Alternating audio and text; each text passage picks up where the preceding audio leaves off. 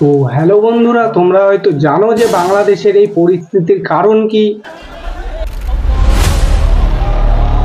আর এতক্ষণে হয়তো যারা সোশ্যাল মিডিয়া ইউজ করো তারা হয়তো অবশ্যই জেনে গেছো বাংলাদেশ এই ওয়ার্ডটার কারণ।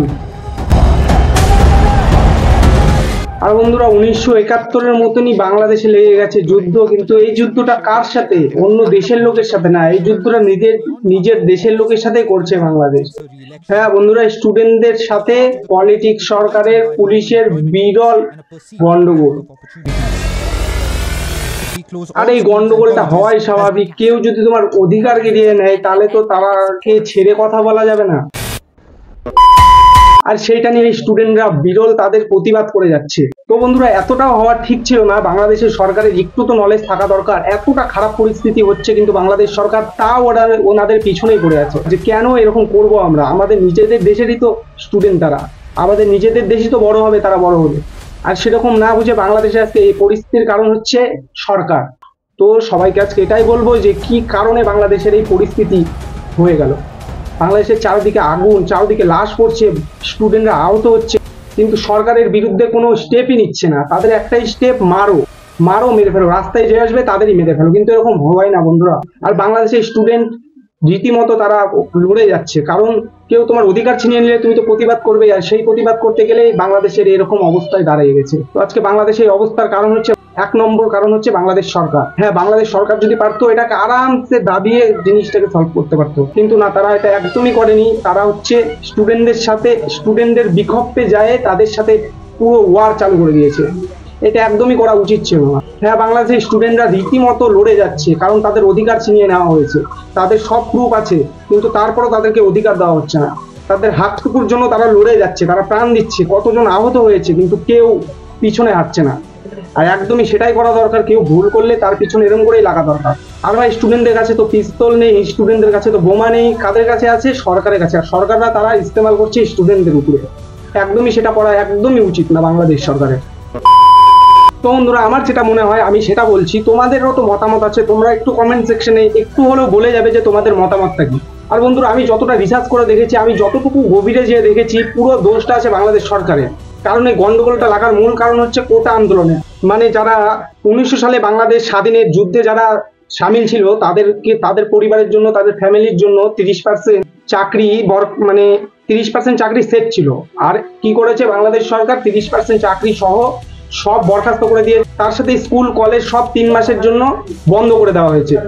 আর এটা ভাই কি করে এটা সহজে মেনে নিবে সরকার? কি করে ভাবলো যে এত বড় ওয়ার হবে না? ভাই, এটা সহজে কেউ মেনে নিবে? এত বড় গন্ডগোলটা এমনি এমনি লেগেছে, এটা কেউ মানবে না। আর দেখো, সরকার যদি এই জিনিসটা একটু হলেও যদি না করতো, এই জিনিসটা, তাহলে এটা কিচ্ছু হতো না। এত বড় একটা লাফড়া সৃষ্টি হতো না বাংলাদেশ। আর সৃষ্টি কেন হবে না? এটা একটা ছোট জিনিস করেছে। এটা রিটার্ন একবার 2018 সালেও করেছিল, তখনও এরকম একটা ছোট মতো লেগেছিল। ফের 2024-এ আবার এই কোটা আন্দোলন বন্ধ করা হলো।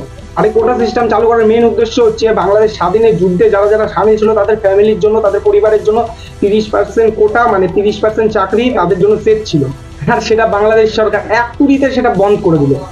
আর স্টুডেন্টরা তারা করবে কি? তারা পড়াশোনা করছে, স্টাডি করছে, তারা ধান গাড়বে অন্য দেশে যায়। তোমাদের দেশেরই তোমরা স্টুডেন্টকে ন্যায্য অধিকার দিচ্ছ না। আর তোমাদের দেশ এই জন্য তো বড় হতে পারে না।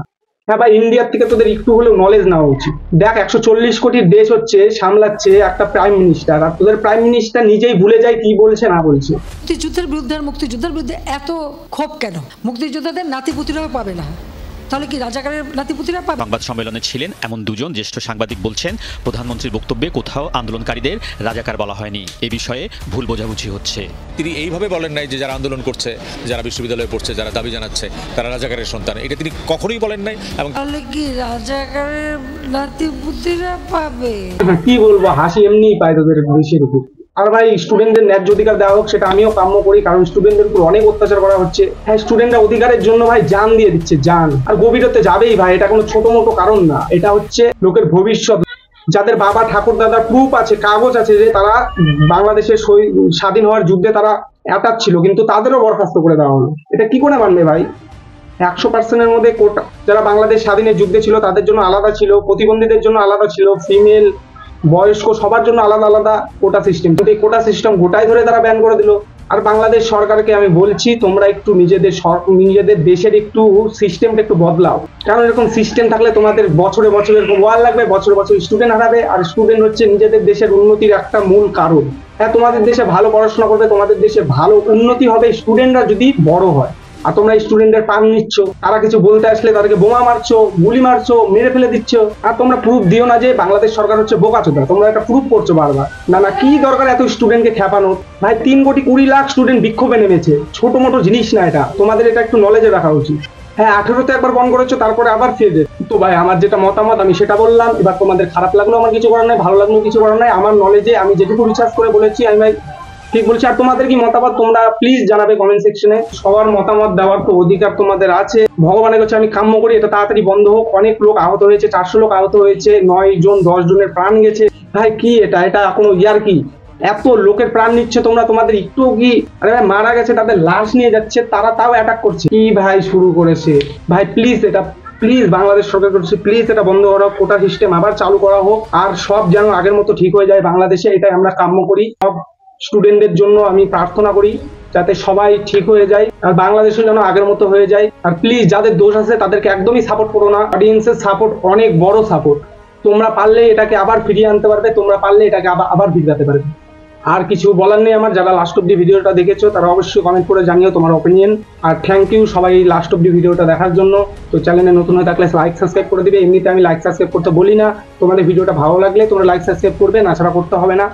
আর থ্যাংক ইউ সবাইকে। জয় হিন্দ, বন্দে মাতরম।